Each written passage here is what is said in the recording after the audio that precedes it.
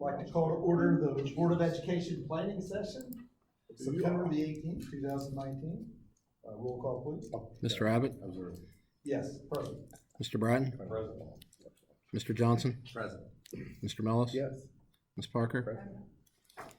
Stand for the Pledge of Allegiance, led by Mr. Mills. Oh, I pledge allegiance to the flag of the United States of America, and to the republic for which it stands, one nation, under God, indivisible, with liberty and justice for all. Okay, moving on to consider approval of the agenda. See anything? No changes. Is there a motion to approve the agenda? So, Second.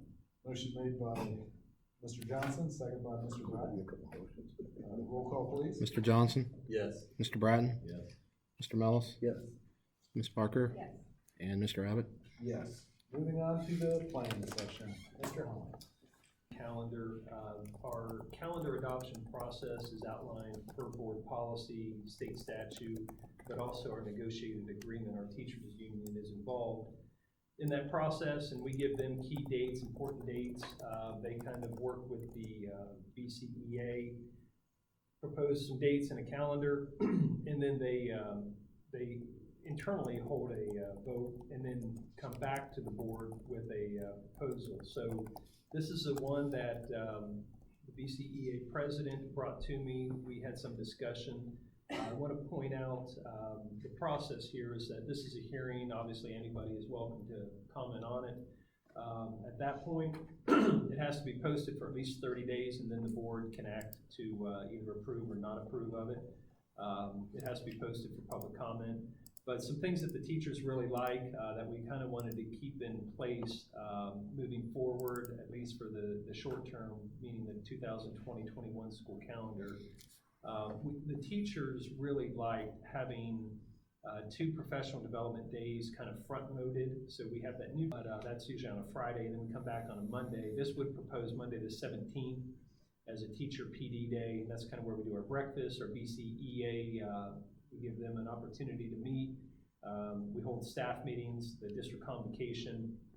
And then the next day is a big committed. That way we're not trying to cram in PD within about an hour and a half on what has sometimes traditionally been one PD day before the students start.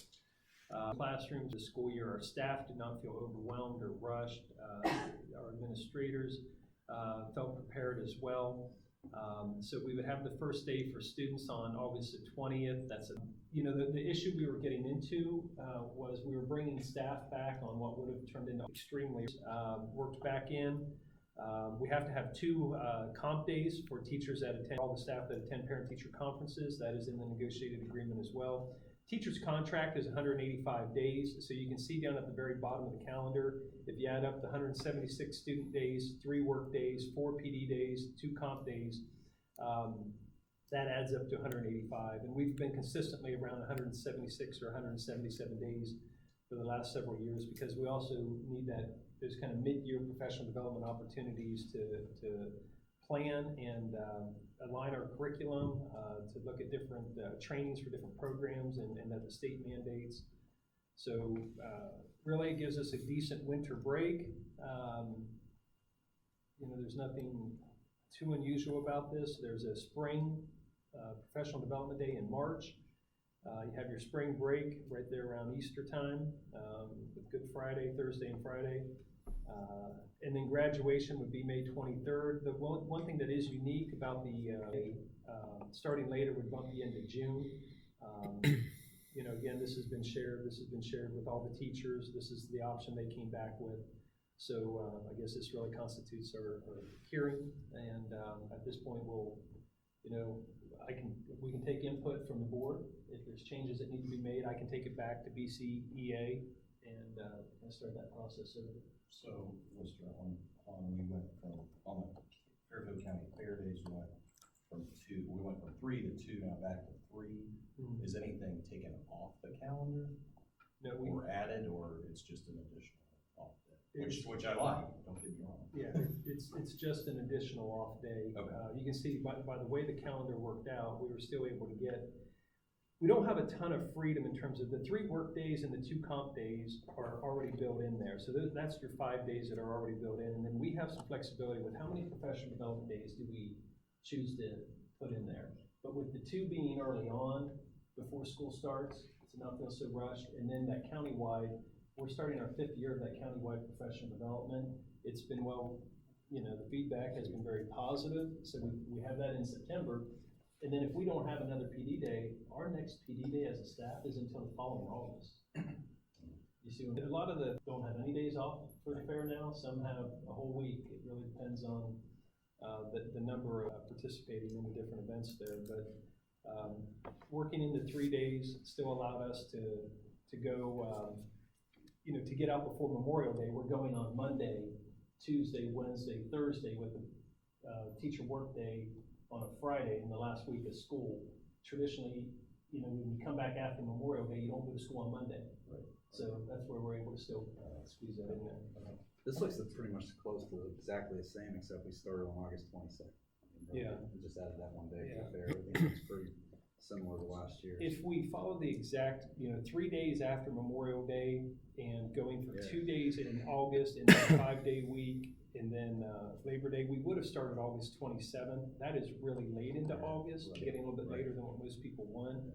So the 20th is still something we felt very comfortable with in terms of final preparations, but also having enough time. Keep in mind, a lot of contracts for the administrative team and supervisors and directors start on August the 1st. So when we have new staff coming in sometimes August, on a Friday, that could be, some of these calendars, the 7th or the 8th or 9th, there's just not a lot of time. And we don't even have a board meeting before the new teacher workday sometimes in August. So we were getting way too early. And I was hearing that from families too. So we've kind of gone back to a more traditional school start date. I think there's a good option. I think that as far as the feedback's been good, if there was a negative, I would say it was a fair day, two fair days, so we kind of took care of that, so. And it's teachers put together, that's not the way the vote went. 76% of the teachers voted for this one. 24% voted for the one that had 2 fair days. One that was 2 fair days, what was the other day, just amended soon? No, it was much later, it was June 4th, Oh, and it was at August 27th start. oh, Yeah. push it, it's time. I think it was 21st, 22nd, we started. Yeah. 27th. Great. So, with that said, we'll, from here, I'll take this back. If there's any concerns, I can certainly make, propose changes to BCA. I would have to bring it back for another hearing. But at this point, we will be able to, with no changes, we'll be able to post for 30 days online, and then we should be able to approve at the November board meeting. Okay, sounds good. All right. Okay, moving on to enrollment. Mr. Hunt. So in your packet, the project this here.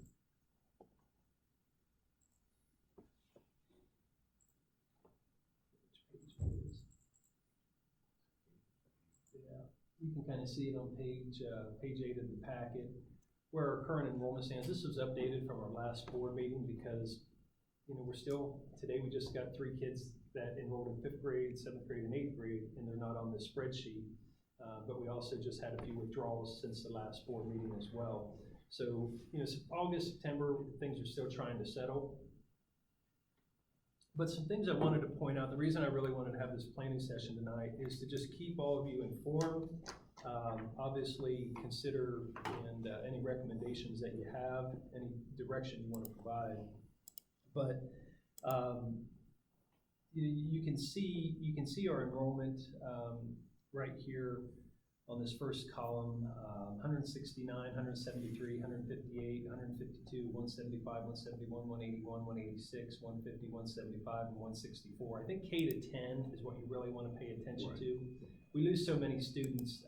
The 115 and the 103 for the juniors and seniors, that is what's actually in our seat, in our high school. We lose a lot of kids that are enrolled with us, but they do College Credit Plus, or they're at the career centers. You can see we have 91 students over here at the career centers. So that number, the junior and senior class, it usually opens up a lot of room in the high school because you have so many kids going out. But just kind of a reminder of what we've done this year, we obviously added we knew last year that our 7th grade and 6th grade classes were gonna be big, and we had contractual issues with making sure our teachers at the middle school were under 170. So we certainly added 2 new staff members, and we have teachers in the middle school that are teaching both 6th grade and 7th grade sections. And by doing that, we have our teachers down to about 150 students per day, which is well under their contractual limit. They would not have been if we did not add those positions. We would have had a, potential grievance procedural issue. So those positions were, I think, absolutely needed. And then, as you know, we knew that our kindergarten class was big and that they would be moving into 1st grade. So we had to add another section there of 1st grade, and we were able to get that down quite a bit. You could imagine, the 173 students with only 6 sections would have put 29 students in a class in 1st grade. So that position was certainly needed. We weren't sure what would happen with kindergarten, but you can see it's come in at a solid 169. That has fluctuated really between that number and about 172. But if we ended up adding a kindergarten teacher very late in August at that last board meeting, and without adding that 7th section, or that new teacher in kindergarten, we would have been at also, over 28 kindergarten students in a classroom, which would have been very difficult. So I think we were very, they were needed. If we had a few new students during the school year, we can't really exceed 30 kids in a classroom, and there's a number that, when you start hearing 27, 28, 29, 30 students at that age level in a classroom, that was a big concern. The other issue that really happened, you can see our 4th grade class right here at 175. We had, if you look here, we had 14, that changed by 14 students. We had 12 move in right here in the 3rd grade, or in the 4th grade group, and then 14, I'm losing track here. Yeah, so we had 14 in our freshman class come in, 14 in our 6th grade class, and then we had 12 come in that 4th grade class. So we grew quite a bit, and if we did not do anything there, we had 6 sections in 4th grade. We were able to transfer a staff member, which did not cost us any additional dollars. That position was already purposed in the district, but we repurposed that teacher into a regular classroom teacher, and that obviously, without doing that 175 with 6 sections would have also been 29 per grade level. So we got that down to 25 by repurposing or reassigning one of our staff members, and that was a voluntary reassignment as well. So those are some of the things we've done. But my point is, as we continue to look at planning, and it seems like it never ends, it just rolls over from one year to the next. And as soon as we start school, we're already, planning for the future. Some of the high priority areas that I feel we're going to have to address is 5th grade and 8th grade. And some of the issues with that is in 5th grade and 8th grade, right now the 8th grade is fine. We have 150 students there at 6 sections, and we're about 25 students per class.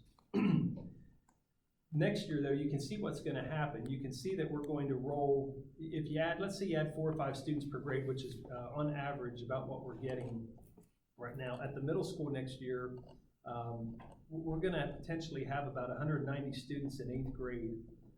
You'll have about 186 students in 7th, 176 in 6th grade, and if you add 4 or 5 to that 4th grade group coming over to 5th grade, you're going to have about 180.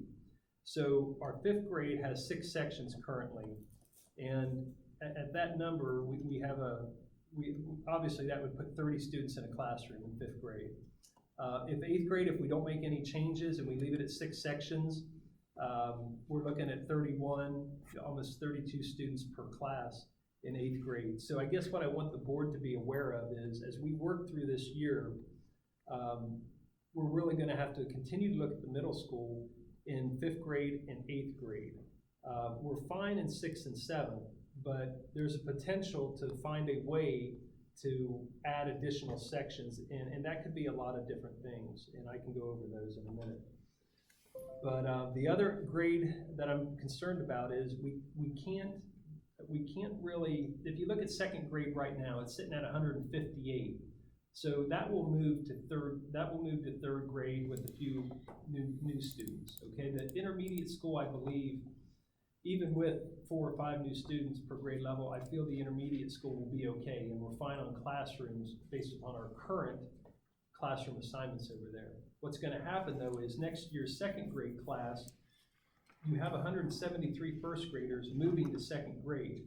We still have 6 sections at second grade, and we were able to kind of hang on for this year with 6 sections. You can see the average is 26.3.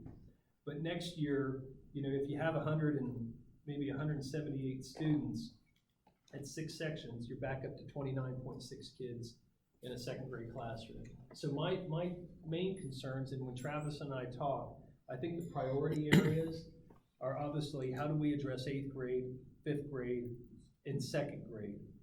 The high school will be fine. If you look at the high school, they will be bringing in a class of 150. In that sophomore class of 164, you can count on probably 40 students becoming Career Center students or Career Center or College Credit Plus, more full-time type students. So the high school, I project, will probably have around 570 students next year in the building. But the middle school is probably looking at, again, with adding 5 students per class, you're probably looking at close to 730 students in the middle school. The intermediate will actually go down a little bit by about 10 students to around 320. And then the the K-2 primary is looking at around 522 students next year. But 5th grade, 8th grade, and 2nd grade are kind of areas that we're going to have to figure out. We do have some options. You know, as you look at all potential options, you know, you could look and say, well, in 5th grade and 8th grade, at the middle school, they have an intervention period. So the teachers teach 6th period and have an intervention period. And that intervention period which they are doing intervention for, and I'm not talking special education intervention, I'm talking all kids get intervention in AR and math. AR is a reading program that we have. But it's time designated during their day to work on AR and to work on math. If people say, well, you can just get rid of intervention and now you have 7 sections. Well, the problem is, yes, it does lower. If you take, you know, if you take 180 kids and divide it by 7 sections, that sounds better, right? It's 25 kids per class. However, the problem is a contractual issue with the teachers in the middle school cannot exceed 170. So even though you spread them out over 7 sections, the teachers are still seeing more than 170 students. So you have to find a way to, and we're looking at, just like most middle schools around the area, and we had to do it this year, but teachers end up teaching 2 subjects, like maybe 6th and 7th grade math and science. They're typically in grades 4 to 9. They're licensed in 2 areas. Well, they've been very fortunate that they've been able to teach 7th grade math only.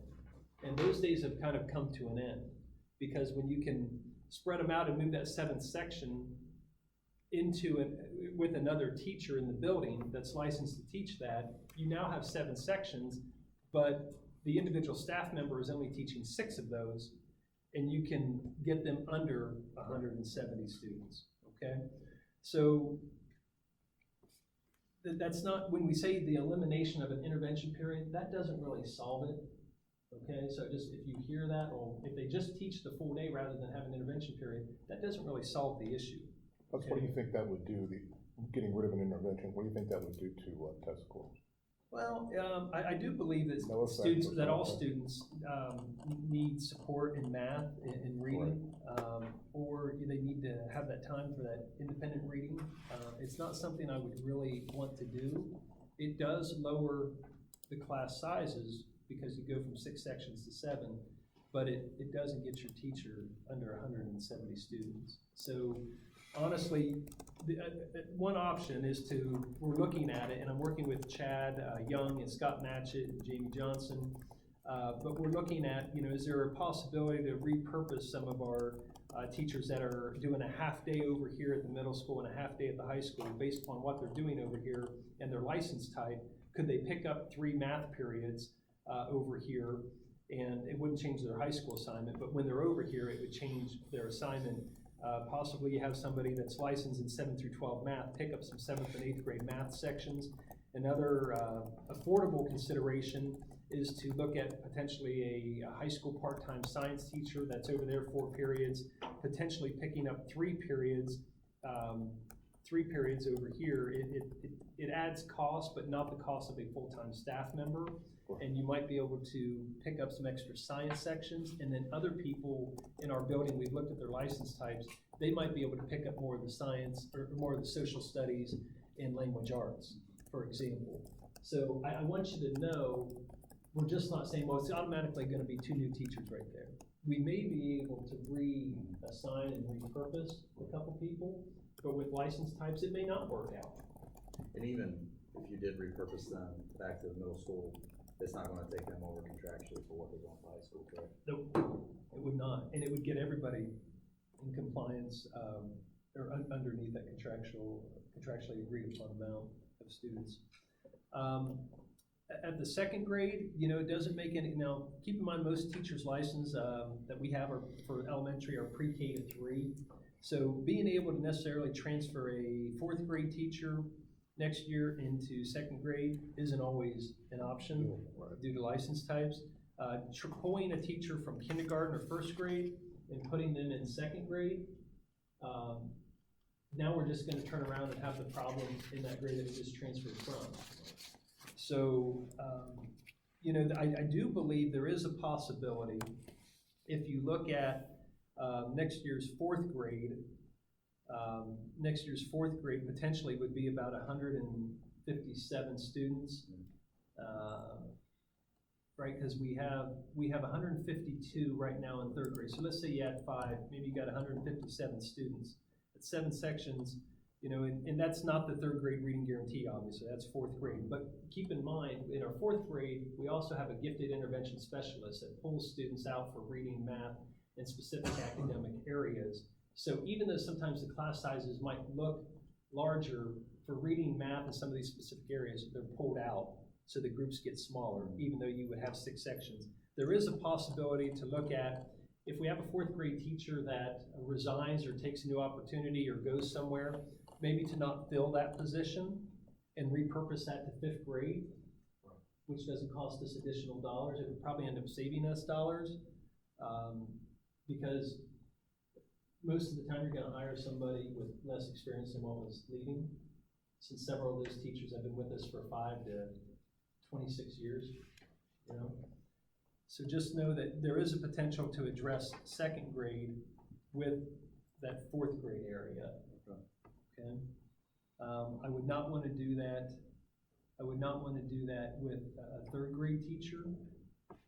I feel like we've made some good decisions with 3rd grade, and we're starting to see the effects of that. To get 100% of our students in 3rd grade to pass or meet an alternative score on 3rd grade reading guarantee, I think speaks to our class sizes at that grade level.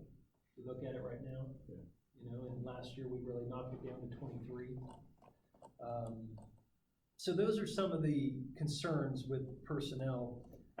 People, if you hear people say, well, get rid of the open enroll kids in grades 5 through 8. If you look at 4th through 7th grade, it totals 37 students. Okay, that's quite a bit of revenue for the district. 37 students, 4th grade you got 5, 5th grade you got 9, 6th grade you got 10, 7th grade you got 13. Please keep in mind that we have every right to do that. However, And more than pays for itself. however, those students have been here their entire life, and they were accepted at one time by a previous administration, school board.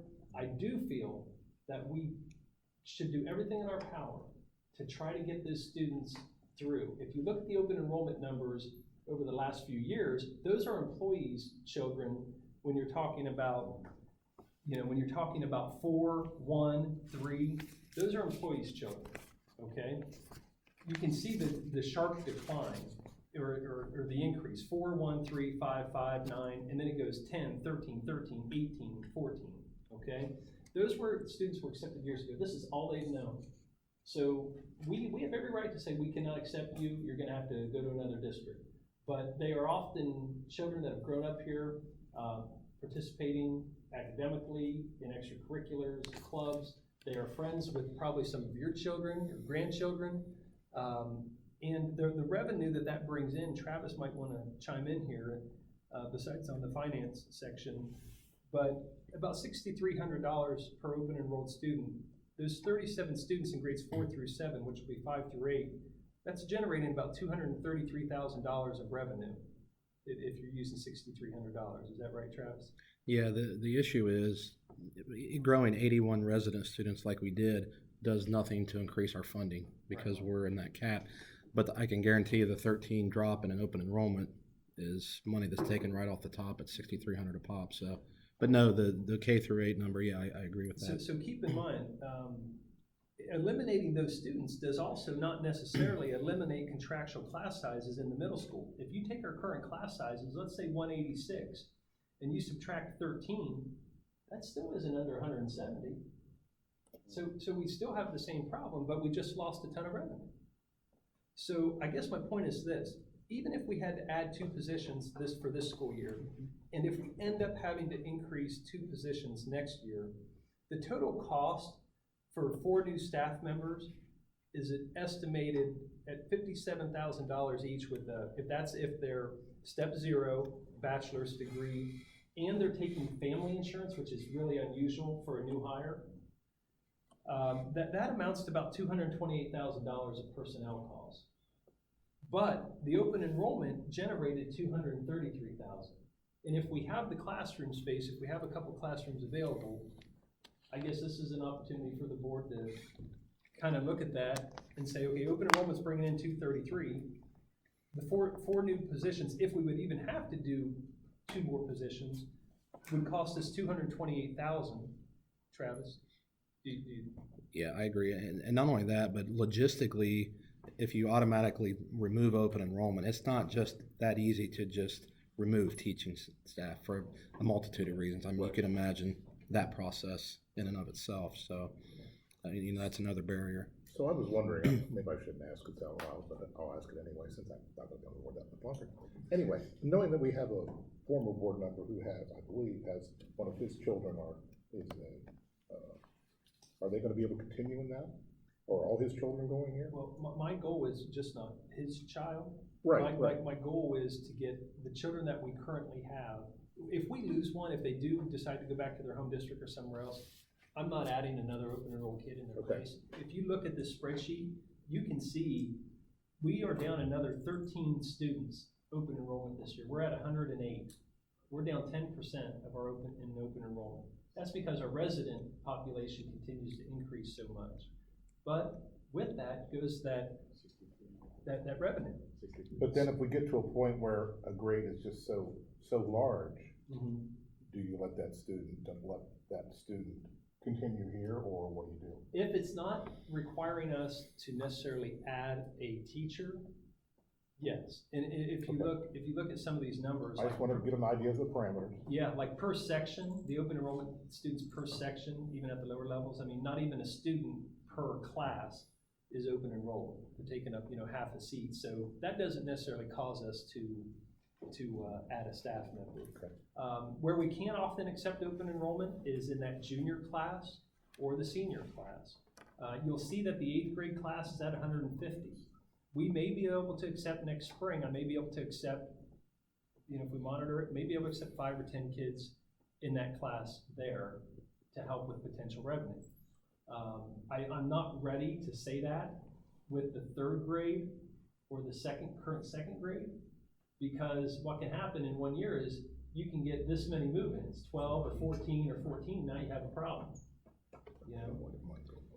So our goal is to try to, get the students through, but I understand. yeah, but but I guess I wanted to point out that Just I'm just trying to get eliminating. my slate to work for a whole board meeting, which is decided to go off now, so I'm done. I think it's a good option. I mean, That's a I good think we option, should isn't it? try to get them. As long as you've got it over there. Oh, I agree with you. So, I mean, at the end of the day, the bottom line is you're losing $6,300 per kid. Right. And they're not affecting the 170 contract obligation, it's not an impact right, there. I mean, at the end of the day, it's a wash, really, Yeah. $4,000. yeah. In sixth grade, you're at 181 as of, this past Monday. If you took 10 out, you're at 171. Well, we're still, You're and still we're gonna have a few You're residents gonna move have in. people move in, yeah, exactly. still an I issue. mean, it's- That's why I think it's key when we and we should probably take it, I should probably add No. the open enrollment per section. I think is key. Those are half to a 3/4 of a student per section. If that got up to 2 or 3, then you're thinking, so really if we maybe extend that K through 8 to truly show the impact per section, because that's really where it needs to be studied at that level Exactly. I per agree. section. It's concerning though, just to make a point though, in the next 2 to 3 years, looking outward, the open enrollment number is dropping and we're losing that $6,300. Right. I mean, you're talking 50 kids, I mean, look at the math on it, I mean, Yeah. it's $300,000. And we're growing and we're at that cap. Mhm. So the revenue at some point will start drying up a little bit. So that's just something when we do our 5-year forecast that we have to take a look at. Right. And, as this population grows, and we're talking about enrollment, it causes issues in other areas. So if you guys don't have any questions about the current enrollment and, what can potentially happen next year, what I think are priority areas for Travis and I and the board to continue to work on this year, and then in the spring, have a better idea and a plan.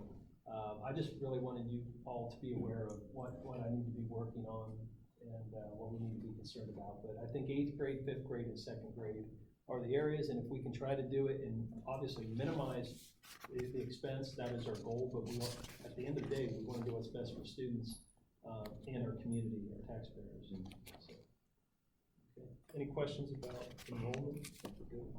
Moving on to facilities. Yeah, I'm sorry, let's hit personnel real quick, just so we can stay on the agenda.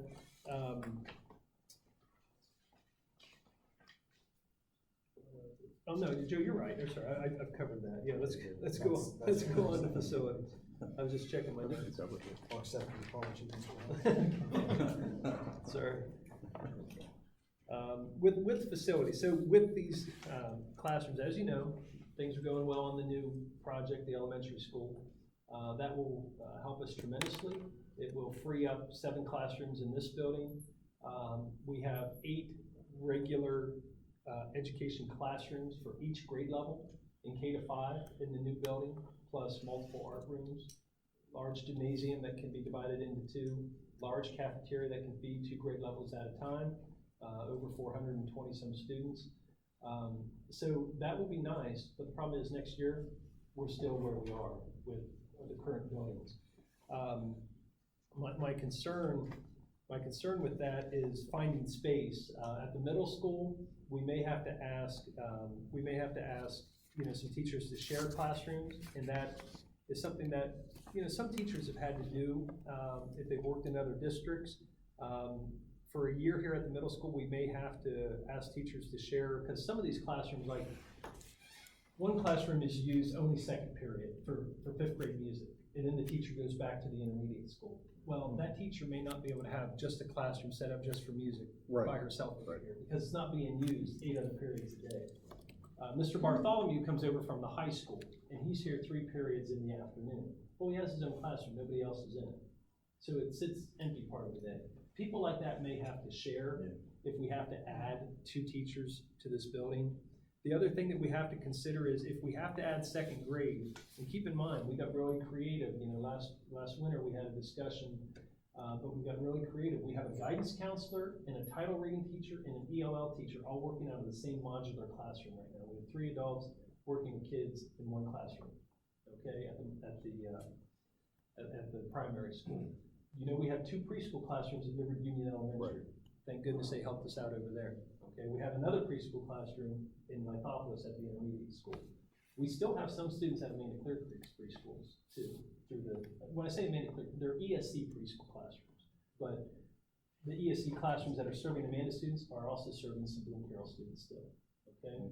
So if things, if we're blessed for another year and Liberty Union says, yes, you can keep those 2 classrooms for 1 more year, then that's certainly going to help us out. But if they don't, then we have to find space for potentially 2 preschool classrooms and maybe a 2nd grade teacher if we have to add a 2nd grade teacher. That will be quite a challenge. If we only have to find a classroom for a 2nd grade teacher, we may have to consider moving, and we put a card swipe on the end of this academic wing. But students walk outside now for music, art. There's a kindergarten classroom, a 1st grade classroom. All of our 2nd grade classrooms are in modulars. The guidance office is in a modular. The title teacher is in a modular. The ELL teacher, English language learner teacher, is in a modular. So our kids are still going back and forth quite a bit.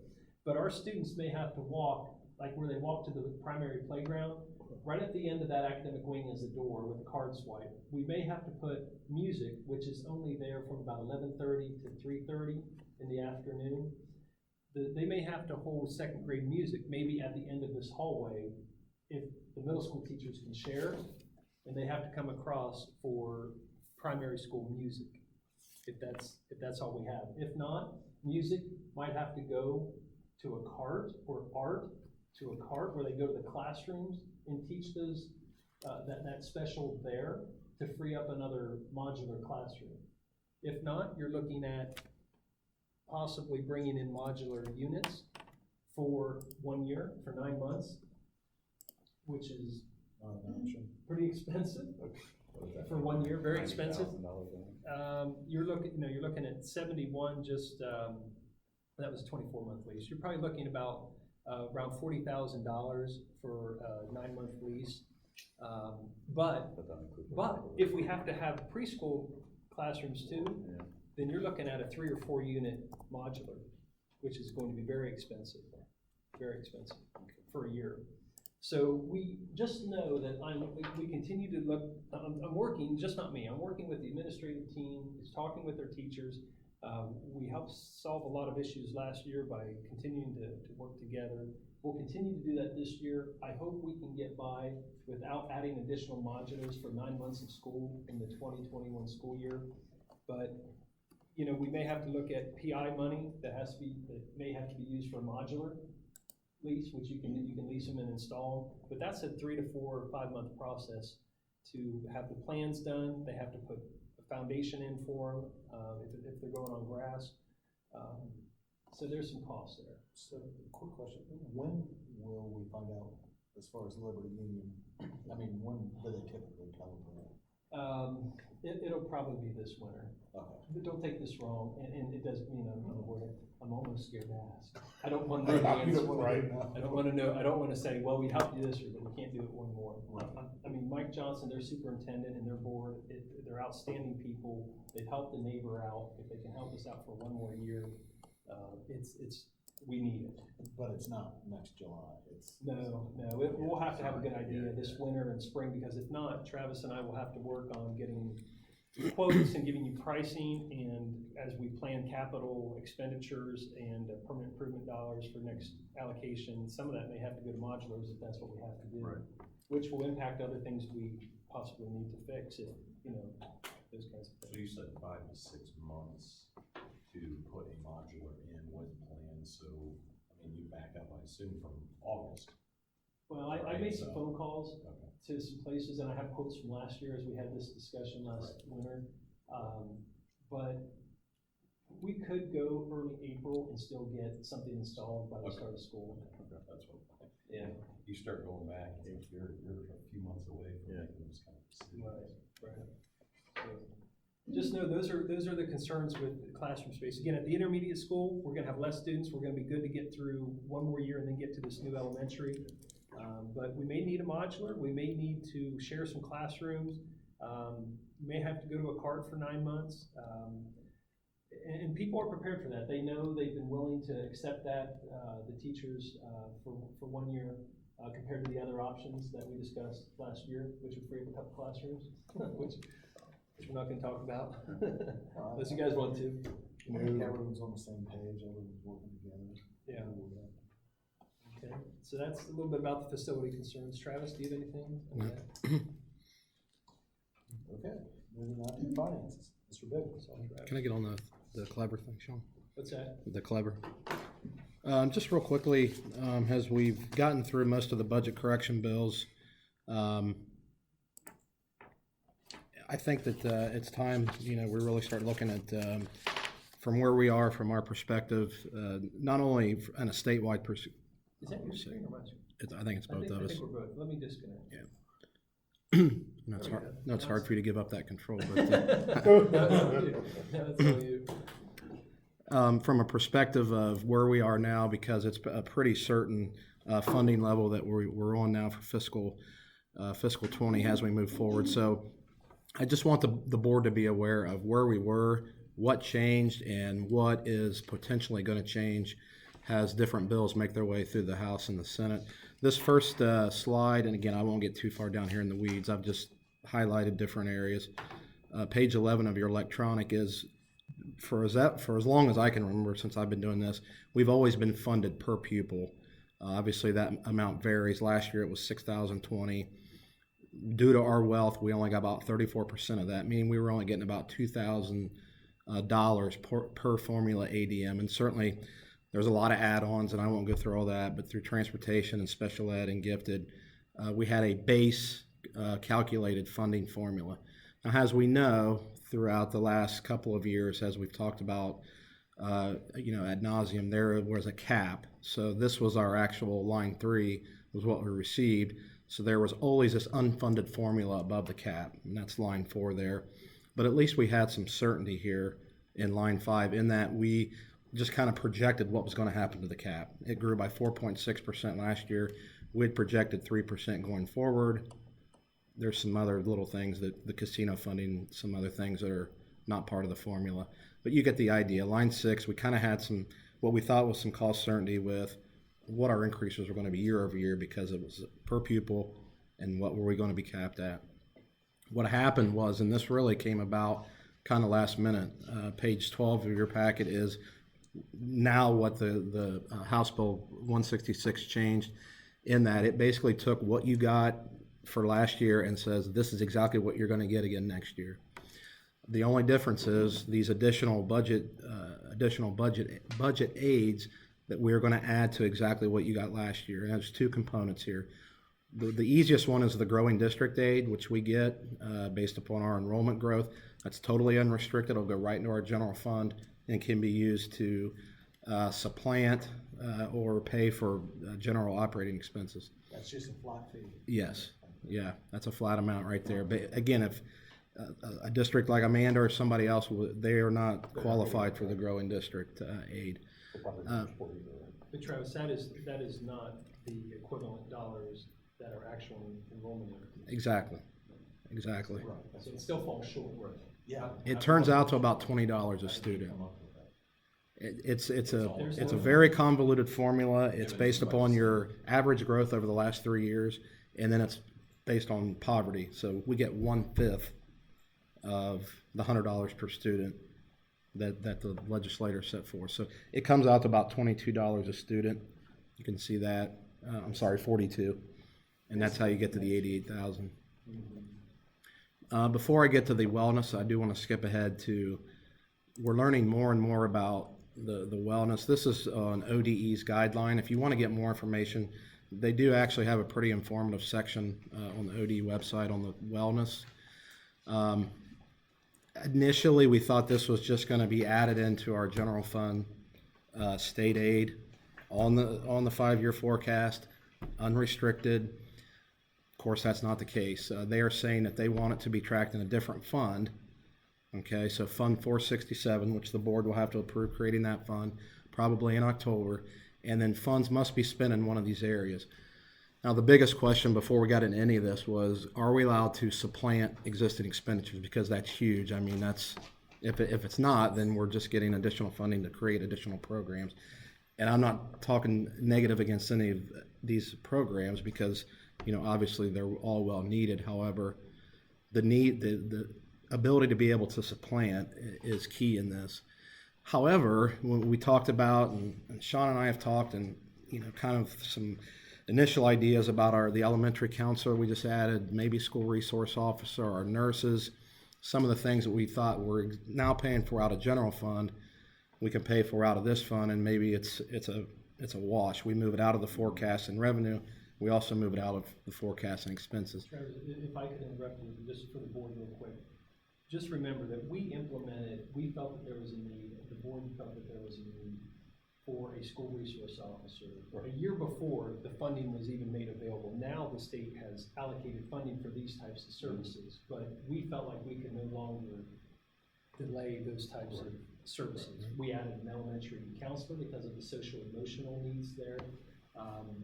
Those are just, we also with capital, Travis can talk about this, but we made capital improvements to improve security as well.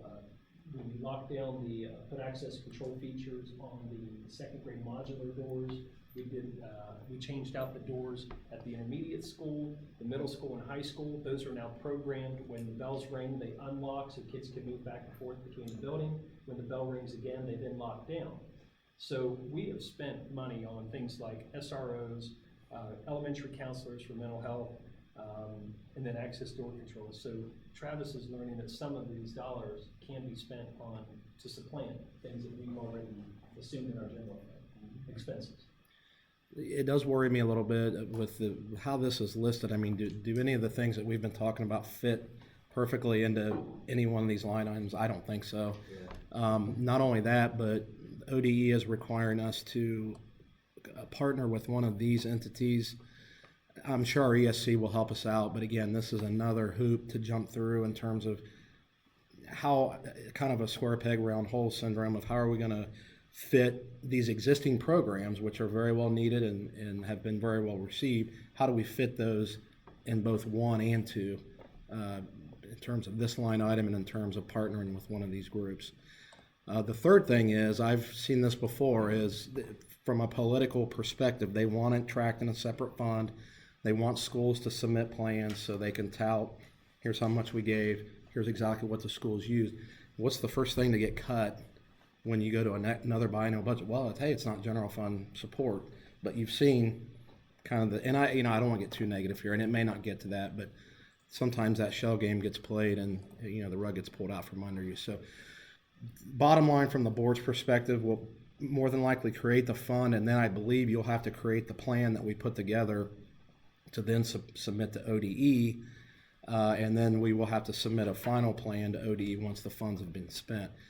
We will only receive this in 2 different installments, and I'll go back up and just show you the amounts here. Student wellness aid of $92,000 is the base wellness aid, and that's also based upon wealth. There's 6 quintiles. We're in the 5th one, 6 being the wealthiest, 1 being the poorest. And then the supplemental is based upon, I'm not sure where this came from, the amount of agricultural property you have in your district. So we do get a little bit there too, for a total of $114,000 of student wellness. If you add that in, and I've taken it down here to this yellow, we're about where we thought we would be in a roundabout way in year 1. Obviously, it's a little lower in year 2, but it's close. If we do have to remove this and it's restricted, there's the $114,903 that we're receiving this year in wellness. You can see how much lower that gets us in terms of how much it increased our base aid from last year to this year and then in the fiscal 21. So it's not devastating, but again, it comes with a lot of hoops to jump through, and hopefully we're able to supplant. Do we have $114,000 worth of expenditures that'll fit into their plan that we can move over? That's the other issue. Some other districts are, Lancaster's getting millions of dollars that they have no idea how they're going to shift that much money into this wellness fund. So anyway, again, I don't want to get too far down here in the weeds, but as we go through and we have these different items on the agenda, this is the sole reason why.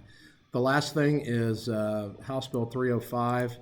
I went over this with Mr. Bratton and Mr. Johnson at one point during one of our finance meetings. It's also known as the Cup-Patterson two legislators that have brought this to the forefront that gets away from a per pupil funding mechanism and moves it into a, what does it truly cost to educate a child? So it looks at, you know, what's the ideal per pupil to teacher ratio or teacher per pupil ratio in kindergarten all the way through 12th grade. And then they will fund you. So for us, it would be more like 170 divided by 23 here for first grade. It's actually pretty close to where we are with a lot of our class sizes on the enrollment report that Sean went through. And again, I won't go through all this, but it funds 1 per 150 student for specials. It funds substitute teachers. It goes through with librarians, supplies. It really tries to hit what it truly costs to educate a child, you know, even transportation and maintenance. One superintendent, one treasurer. I mean, it goes all the way through from the classroom all the way up to the central office. When this was first introduced, they went ahead and ran simulations. This has no caps to it, so obviously for us, it was quite a big increase in terms of funding. When the initial DeRolf, the state funding lawsuit, came to fruition, there were two words that they always used. A new funding mechanism has to be adequate, and this is really pretty adequate in terms of funding students, but it has to be equitable. And when they ran the simulations, Bloom Carroll, Olentangy, some of the wealthier growing districts saw significant increases. Some of the poorer districts, decline in enrollment, saw decreases. So the whole equitable argument came back to the forefront, and there was a lot of pushback. So this, I don't think it's going to get into this biennium. Hopefully a version of this, it won't look exactly like this again from the equitable standpoint. Hopefully it makes its way into future funding models.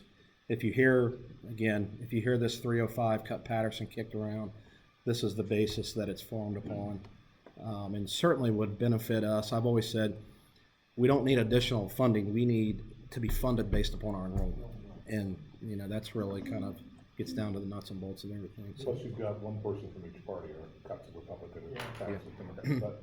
But you know, it does make you wonder what it'll actually end up with. One of the things I've read in the paper is that the Speaker of the House is not completely crazy about all the aspects of cut back. Yeah. For us, the simulations for House Bill 305, just ballpark figures, showed about a 10% increase in fiscal year 20 for us, and then it showed about a 5 to 6% increase in the following year, which would be huge for our funding for our students. But you know, the criticism is that they feel that like the wealthier districts can keep going back to their taxpayers if they need funding, which I completely disagree with. I feel like the funding, and I've expressed this to our representatives and our state senators, that I believe the funding should follow the student. If we have to adjust and add staff and buses and all the other services we provide, then we need to be funded for it. If a district is losing a student, they should not be able to keep a guaranteed amount of funding. They should have to adjust too with their staff. So it's a pretty simple concept, but they say, well, your community has the ability to self-fund the education of their students. And at some point, you just cannot continue to keep going back to your community for the loss of dollars that you're just not receiving with your students. So I think on simulations, out of 608 school districts or 9 school districts now, I think only 42 showed a decrease in funding under Cut Patterson. But if they're losing enrollment, then maybe they should lose a little bit of funding. So I think it has a chance. It's supposed to be debated, I think, late September. They're supposed to start on it. So it would be a miracle if we could get something close to this version through. They were at the OSBA conference we talked about, I think, 2 years ago. Yeah. Yeah. I will. That's it. Thank you. Any further questions for Mr. Day or Ms. Young? Seeing none, is there a motion to adjourn? So moved. Motion made by Mr. Mills, second by Ms. Parker. Roll call, please. Mr. Mellis, Yes. Ms. Parker, Yes. Mr. Bratton, Yes. Mr. Johnson, Yes. Mr. Abbott. Yes. Time out, 6:56. Thanks, guys. Yeah, well, yeah, thank you. Just know that I'm not twiddling my thumbs over there.